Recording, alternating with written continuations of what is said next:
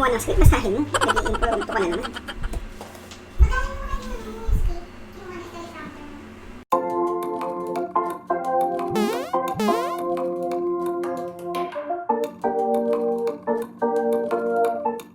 Hi guys! Welcome back to my channel, and today Tagalog tayo since PLDT Prepaid WiFi ang tetestingin natin. Bakit nga ba mag-testing tayo ng prepaid WiFi? Issue kasi ngayon is maraming tao na nangangailangan ng internet access and minsan pahirapan magpakabit dahil sa mga issue na walang available na ISP sa area or internet service provider or puno na yung NAP box and marami pa bukod doon. Kahit na may internet access na tayo like Converge, PLDT or Sky or ano pa man, need pa din natin ng backup. Kasi sa panahon ngayon, work from home, online school, napaka-critical. Hindi natin masasabi kung biglang mapuputol or may outage yung ISP. Kaya gawa natin ng paraan. Alam ko, hindi lahat kaya bumili or magpakabit ng second internet. Pero wala tayong choice. Kung sobrang importante sa work or school mo yung internet, need mo magtabi ng pera para sa second ISP for emergency. And ngayon, tetestingin natin yung PLDT Smart Wi-Fi na nabili ko. Actually, 995 pesos lang siya sa store. Pero binili ko siya online market sa halagang 1,100 kasi ayoko lumabas at pumila sa mall. Kaya pinalalamog ko, kung gusto niyo bumili or ng ganito sa Taytay or Kainta, check nyo kay Miss Ann Texon. Lagay ko yung link niya sa baba, sa comment section. And tama na. Buksan na natin at tignan natin kung anong laman nitong PLDT Smart Wi-Fi na to. Okay, unbox natin siya. And, yan. Then, sealed pa siya. Hindi pa natin nabubuksan talaga. And, kuha tayong scissor. And, wow. And, this is yung white internet modem. Wi-Fi modem, I believe. Oh. Wait. Okay. Then, yan.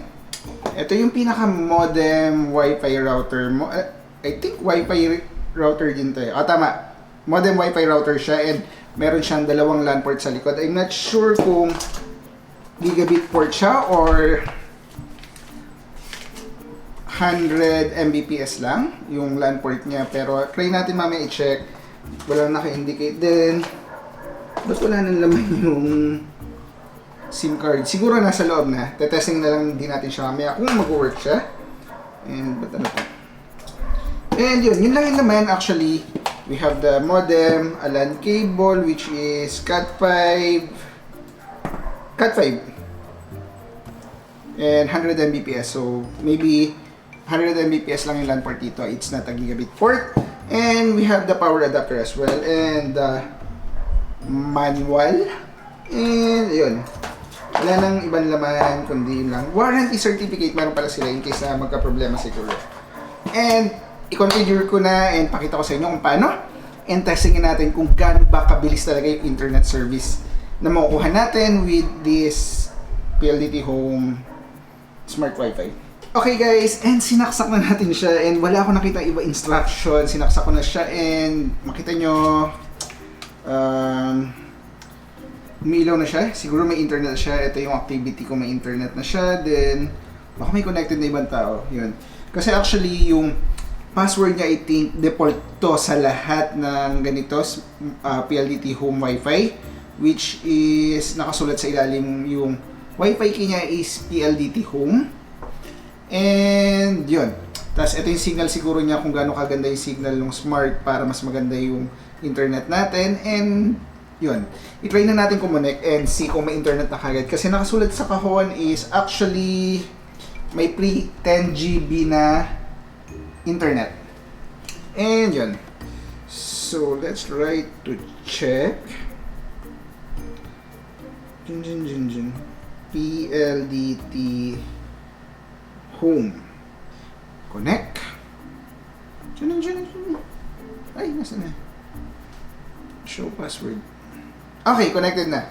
Kung ano yung nakasulat sa ilalim, yun lang yung sinubukan natin. Then, after that one, let's try to check speed test. So, hindi ko sure kung anong server yung kailangan natin gamitin to find kung ano yung magandang internet speed test na magiging result. So for now, ang lumabas sa ano niya is PLDT Manila. So testing natin kung ano yung magiging speed test niya. By default, hindi full bar yung smart natin ha. Kung mapapansin nyo, hindi siya full bar na 3 bars yung may ilaw dito sa dulo. Yeah. Then, yon. So, yung ping natin, 17G10MS. And, yung download speed natin for now is na around 5. Yeah. Yan, mas kita nyo. Yan. So, hindi pa siya tapos. And yan yung result natin, which is 5 Mbps, which is actually for a backup, not bad na. Pero kapag may internet mo siya and you're requiring so much internet connection, like uploading, downloading, that is not much. Pero I think for online schooling, good na yung 5 Mbps. Pero ito-try natin sa roof deck kung mas maganda ba yung signal or yung speed na makukuha natin sa open area. Kasi right now, nasa second floor tayo and concrete yung walls natin. Not sure kung mas lalakas pa yung internet natin doon. So, puntahan natin sa second floor. And guys, nandito na tayo sa roof deck, which is gabi na. Kung mapapansin nyo, walang buwan. Pero gabi na. And ito yung PLDT Home WiFi natin. Then, let's try to check kung doon pa rin ba tayo connected sa PLDT Home and connected tayo sa kanya. And let's do the speed test. So, check natin kung anong server. Oh, nabago siya, PLDT Makati. Let's try to check kanina. Yung ginamit natin is PLDT Manila. Let's use the same server. Manila. Which is this one. And guys, pakita ko lang sa inyo, hindi pa rin nagpo-full bar yung nagpo-full bar pero bumababa siya. So nandito tayo sa open area, kung mas maganda ba yung signal, mas gaganda ba yung internet upload and download speed natin, which is I doubt na nako.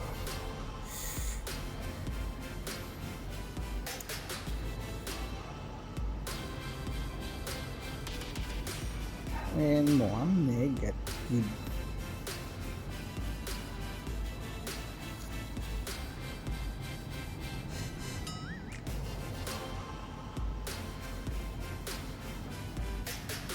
And ibahin natin naman yung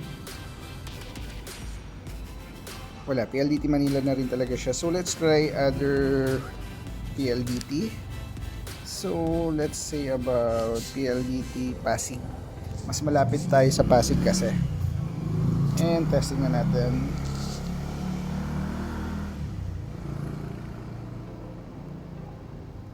Wow. And yun, medyo maganda. Actually siguro okay.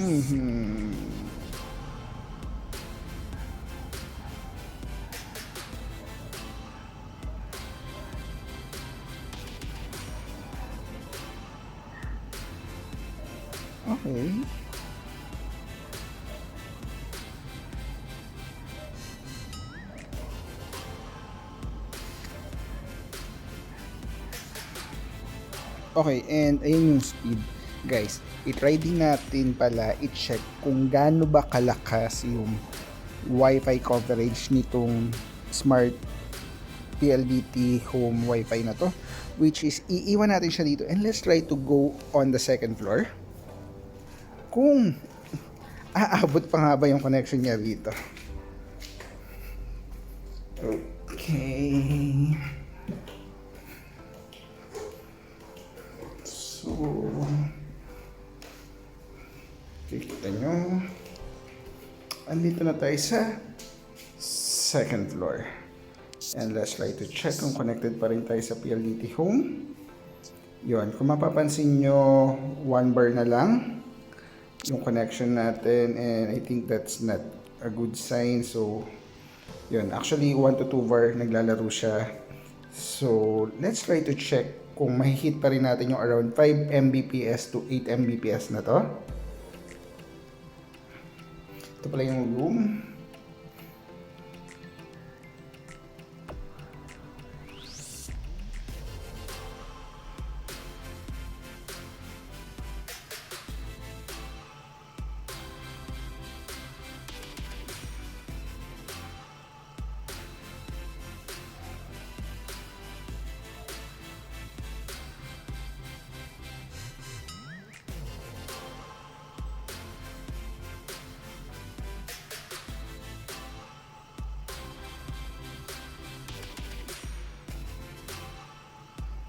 Okay, and yun na yung speed test natin. So, check lang natin yung result.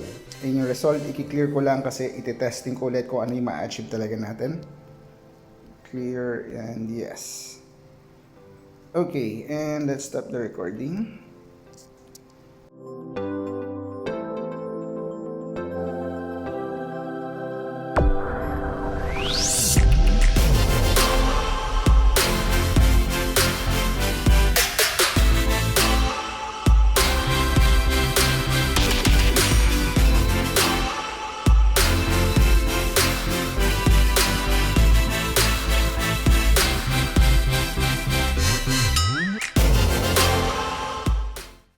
And yun guys, nakita nyo naman, pinas forward ko yung nasa roof deck, naglolo ko siya. Nung first is gumagana siya. Nung sinubukan ko magkabit ng laptop using LAN cable, wala namang signal. Then yun, kung makita nyo, pass forward siya, mag-on siya, mag-on yung signal, then mag-off. And at the same time, yung ina-icon, continuous blinking red siya. Kung mapapansin nyo, blue siya ngayon, ibig sabihin may internet activity. Pero kanina, continuous blinking red, tapos, and sabi ko, bubuksan ko yung likod, and I'm not sure kung mabuboid yung warranty kapag ginawa ko yun. Malamang mabuboid, kaya sila naglagay ng sticker dito, kasi nandito yung SIM card. So, hindi ko muna siya binuksan. Sabi ko, is kontakin ko yung seller, and yun, mabait naman siya, tumutulong siya sa akin na pinareset yung reset button, which is ginawa na natin siya before, para ma-check kung kailangan na i-reset yung modem, and wala nangyari nung nasa taas ako. Pero nung I'm about to give up na, dinala ko dito sa baba, sa loob ng bahay. Sa loob ng bahay, kung nasan pa ako sa loob, nagkaroon siya ng signal, which is napaka-weird niya. And yun, tama na muna yung issue natin doon. Siguro, i-check ko na lang kung ano yung magagawa ko sa kanya. Pero guys, ito yung, sa result sa laptop, sinubukan ko yung LAN cable, and guys, it's worse. Mas mabagal yung connection niya, I'm not really sure kung bakit. Pero kasi nandito tayo sa loob ng bahay at around 3 Mbps kanina. Tapos ngayon hindi na gumagana yung speed test sa laptop, while sa phone gumagana guys. Pakita ko lang sa inyo yung result. Nag-try ako ng iba't ibang server just to check kung ano yung mataas na ma-achieve natin ng internet speed using the PLDT Home. And kung mapapansin nyo, ayun yung list of trials na ginawa natin, and ayun yung internet speed result. Ngayon, pakita ko lang na connected pa rin ako sa PLDT Home. Yeah. Yan. Kung mapapansin nyo, sa PLDT Home ako connected. Ita-try ko i-disconnect and connect ako sa mobile data ko. Kung mapapansin nyo, SIM card, makikita nyo yung number kasi, pero sige, okay lang. Makikita nyo na yung number kung gusto nyo makita. Makita nyo dyan, may 4G siya.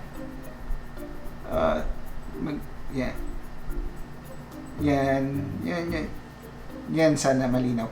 Makita nyo, 4G siya. Ko-connect tayo, mobile data. And, nasa na ba yung mobile data natin? Yan. Currently, mobile data yung naka-activate sa atin. And, guys, pakita ko sa inyo ang speed test. Compare. Pareha sila smart. Smart yung SIM card ko ng mobile data. And at the same time, yung PLDT Home is, I believe, using a smart SIM card. And let's go to speed test kung mas maganda ba yung magiging result over my phone and compared to this PLDT Home modem Wi-Fi router. So let's try to check. And yan. Go para walang daya. Makita nyo kayo na unang tumingin kung ano magiging actual speed niya.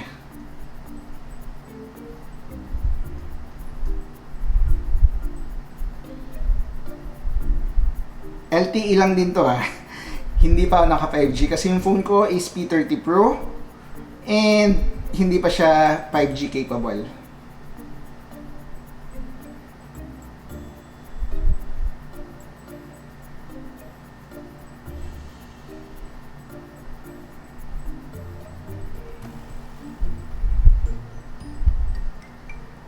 And yun, nakita nyo naman 10 Mbps and 21 upload. Pero kanina pumapalo yung download speed natin ng 20 Mbps. I keep on trying kung ano yung magiging actual speed ko kapag gamit ko yung phone, halos siguro more or less hindi nagkakalayo, pero mas lamang yung mobile phone ko using the smart SIM card on my mobile phone compared to this one.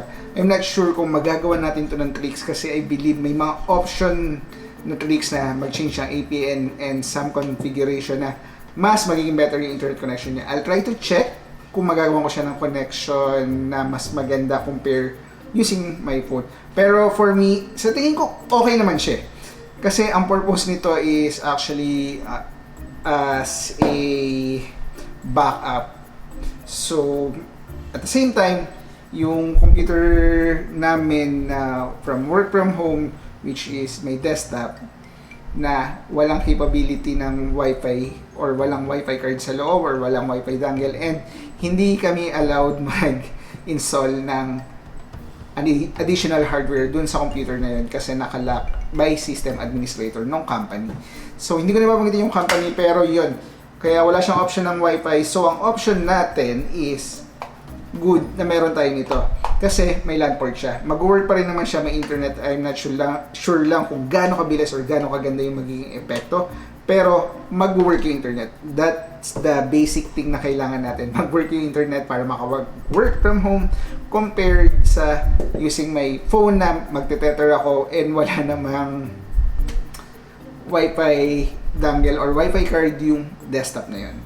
And magagamit ko siya for backup, guys. Backup since this day, it is November 17, nationwide down ang Converge. Luzon, I'm not sure kung entire Luzon lang or even Visayas and Mindanao. Pero down for since 1 p.m. Ang dami kong sinasabi, pero yun guys, sa tingin ko, masasuggest ko pa rin siya, and yun, maraming makaka-connect sa bahay, pero I'm not still sure kung gaano karami rin yung makaka-connect. Pero at least, I have tried 3 devices a while ago. My phone, laptop, and another tablet just to check kung makaka-connect yung tatlong device na yun. And happy naman ako, nakakonect yung tatlo.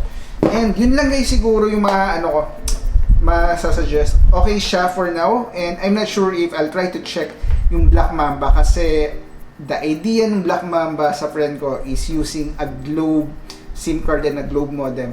And namomroblema siya sa akin, ano ba magandang wireless modem? Eh, gamit niya yung stock from Globe and napakahina raw. Hindi niya na-achieve yung speed na dapat allocated sa kanya. Sabi ko, try mo yung Black Mamba kasi ayun yung pinakamaganda sa market na may review. And hindi pa rin niya na-hit yung actual speed na hinihingi niya from Globe. Pero ang good thing is na double kung ano yung speed na meron siya from the default stock modem router na bigay ng Globe compared to the Black Mamba. At least napakalaking improvement ng double yung speed compare sa half the speed ng third party modem router, diba? And guys, yun, sana nagustuhan niyo yung video, and I think marami akong gagawin video dito. I'll try load balancing and dual one on my other router kung makakapag-work yun. And don't forget to comment and give suggestion guys kung sa tingin nyo ano ba yung way na para mag-improve pa yung internet nito, or mas gaganda pa ba, or talagang wala. And thank you for watching guys, and have a great day, stay safe, and hit that subscribe button.